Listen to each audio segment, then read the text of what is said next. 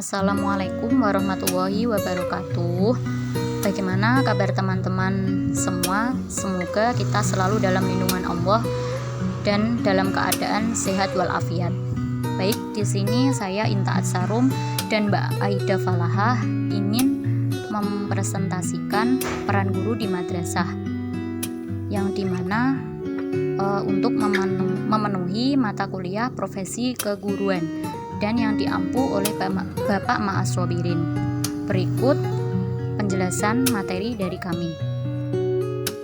Nah, jadi guru adalah pendidik profesional yang memiliki tugas utama, yaitu mendidik, mengajar, membimbing, mengarahkan, melatih, menilai, dan juga mengevaluasi peserta didiknya. Nah, di sini guru sangat berperan dalam membantu perkembangan peserta didiknya untuk mewujudkan tujuan hidupnya secara optimal. Minat bakat, kemampuan, dan potensi-potensi yang dimiliki oleh peserta didik tidak akan berkembang secara optimal tanpa bantuan guru. Betapa besar peran guru dalam membantu pertumbuhan dan perkembangan para peserta didik. Mereka memiliki kedudukan dan peran yang sangat penting dalam membentuk kepribadian anak, guna menyiapkan dan mengembangkan sumber daya manusia, serta mensejahterakan masyarakat, kemajuan negara, dan bangsanya. Nah, di situ pengertian peranan itu sendiri yaitu mengajar dan juga mendidik. Di sekolah, guru-guru memainkan peran berkenaan dengan muridnya, pegawai administrasi, sebagai teman sesama guru. Berikut ini peran guru di sekolah. Di antaranya yaitu yang pertama, guru itu sebagai media. Guru kerap dipandang sebagai media yang berada di antara murid dan mata pelajaran. Lalu yang kedua, guru sebagai penguji. Maksudnya melakukan penilaian atau evaluasi terhadap perkembangan hasil belajar murid-muridnya. Lalu yang ketiga, guru sebagai orang yang berdisiplin. Seorang murid harus tunduk kepada otoritas gurunya. Dengan kata lain, seorang guru harus memiliki dan berdisiplin sehingga menjadi tauladan dalam menegakkan kedisiplinan.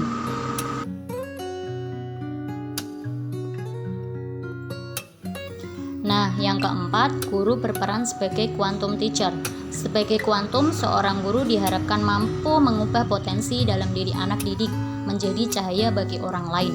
Seorang guru yang bercirikan quantum teacher antara lain yang berkarakter antusias, yaitu menampilkan semangat hidup, positif atau melihat peluang setiap saat, berwibawa atau mampu menggerakkan orang lain atau anak didiknya, supel yaitu mampu menjalin hubungan yang baik dengan beragam siswa, humoris atau berhati lapang untuk menerima kesalahan, luwes yaitu menemukan lebih dari satu cara untuk menemukan hasil, fasih yaitu mampu berkomunikasi dengan jelas, dan yang terakhir tulus, memiliki niat dan motivasi yang positif. Lalu yang kelima, peran guru sebagai motivator. Sebagai seorang siswa, rasa lelah, jenuh, dan beberapa alasan lain bisa muncul setiap saat.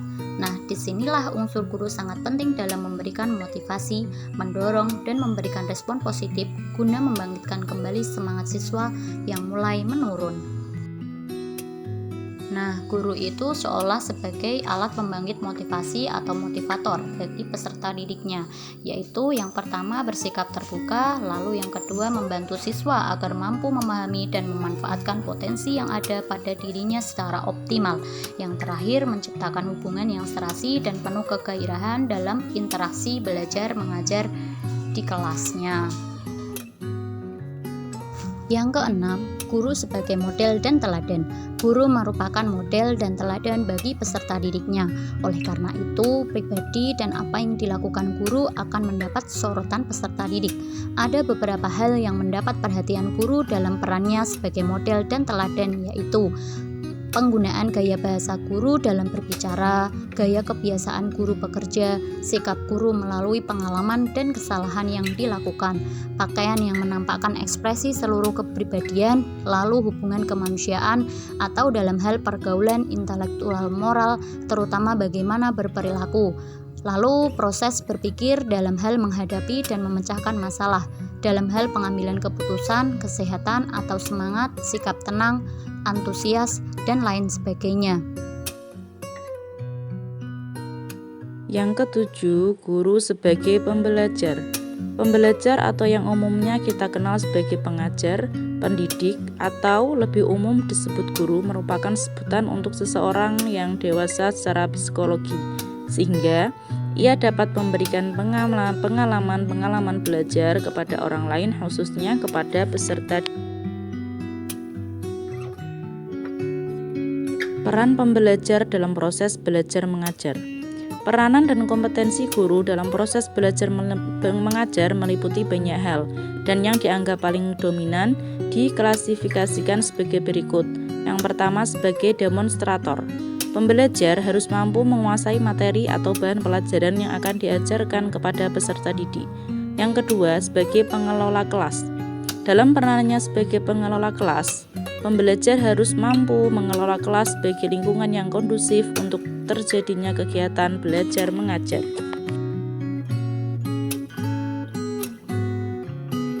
Yang ketiga, sebagai mediator dan fasilitator. Sebagai mediator, seorang pembelajar hendaknya memiliki keterampilan dalam memilih, menggunakan, dan mengusahakan media belajar yang sesuai dengan tujuan, materi, dan evaluasi pembelajaran. B. Peran pembelajar dalam pengadministrasian. Seorang guru dapat berperan sebagai berikut. Yang pertama, pengambilan inisiatif, pengarah, dan penilaian kegiatan pendidikan. Yang kedua, wakil masyarakat yang dapat menyalurkan kemauan masyarakat. Ketiga, penegak disiplin. Dan yang keempat, untuk memperlancar kegiatan pendidikan. Peran pembelajar secara pribadi. Dilihat dari segi pribadi atau dirinya sendiri, pembelajar harus berperan sebagai 1. Petugas sosial yang dapat membantu kepentingan masyarakat. Yang kedua, pelajar dan ilmuwan. Yang ketiga, orang tua, yaitu mewakili orang tua murid di sekolah dalam memberi pendidikan kepada anaknya. Yang keempat, teladan. Dan yang kelima, pencari keamanan. Maksudnya senantiasa memberikan rasa aman bagi peserta didiknya. Peran pembelajar secara psikologis. Secara psikologis, guru memiliki peran sebagai berikut. A. Ahli psikologi pendidikan yang mampu melaksanakan tugasnya berdasarkan prinsip-prinsip psikologi.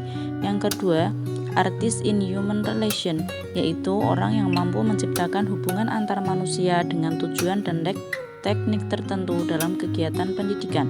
Dan yang ketiga, catalytic agent, yaitu orang yang mempunyai aspirasi dalam pembaruan. Yang kedelapan, guru sebagai pendidik, bukan hanya pengajar.